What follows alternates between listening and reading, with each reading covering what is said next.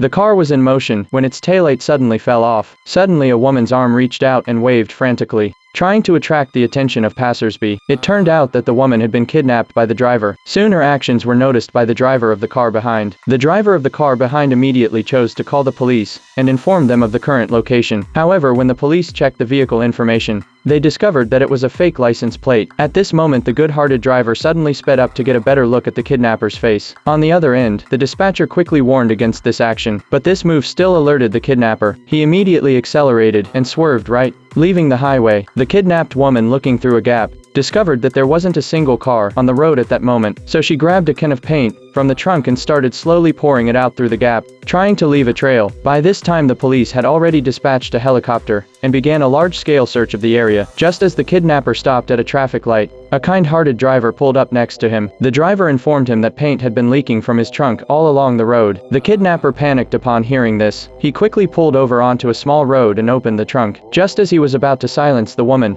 the same kind driver from before approached. The driver had found the broken taillight and leaking paint suspicious. The kidnapper hurriedly threatened the woman to stay silent. Then he told the driver that the paint had simply been punctured by a screwdriver. Hearing this, the driver didn't think much of it and was about to leave. But then he suddenly noticed something off about the kidnapper through his rearview mirror. Just as the driver reached for his phone to call the police, the kidnapper suddenly appeared and snatched it away. Then he forced both the driver and the woman into the trunk together,